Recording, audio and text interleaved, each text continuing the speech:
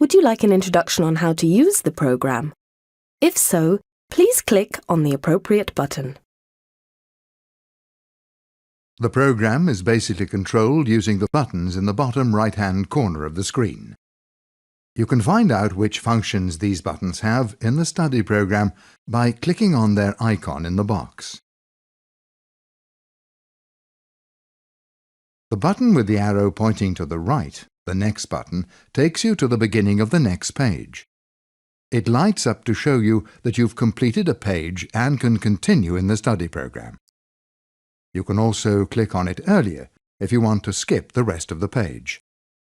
You can work on a page again by clicking on the Repeat button. Would you like to go back to the beginning of a previous page? Sometimes you want to call up or choose a subject directly. If you require information on a specialist term, you can call up a glossary contained in the program.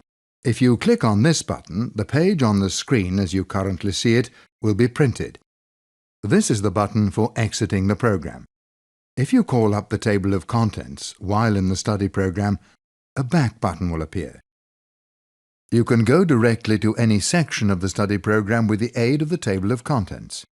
However, when using the study program for the first time, we recommend that you work through the chapters in order.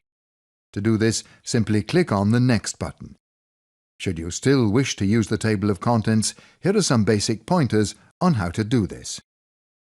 To find out more about the contents of a particular chapter in advance, click on the loudspeaker symbol. You can select a chapter by clicking on the graphic or the title of the chapter.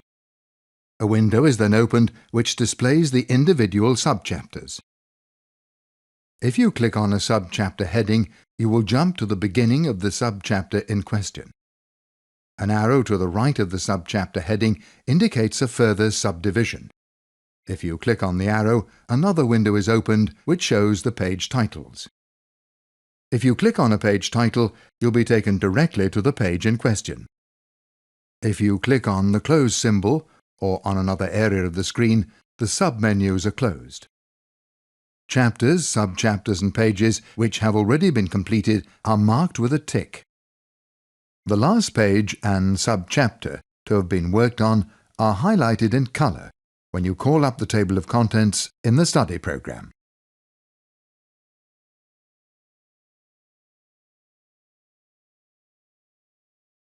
When you've completed the entire program, you'll come to the test questions.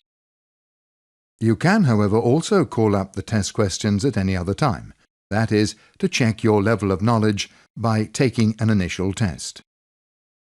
Choose the test questions at random or click on Next. This will take you to the next question that's not yet been answered. The questions you've answered will be marked with your individual result, correct or incorrect.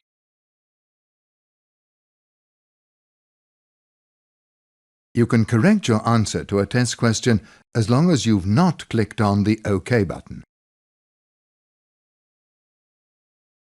Once you've clicked on OK, you cannot make any further changes. The overall result will be determined and displayed once you've answered all the test questions. This result will also appear on your certificate printout. Watch out for the cross-references to the course section 2. These will enable you to jump directly to specific sections in order to fill in any gaps in your study. Click on the title of the question if you'd like to have another look at your answer. However, you cannot change the answer anymore. Clicking on the Next button will take you back to the test result. All previous answers are erased if you leave and restart the test chapter. And not only that, many of the questions that you're asked will be new.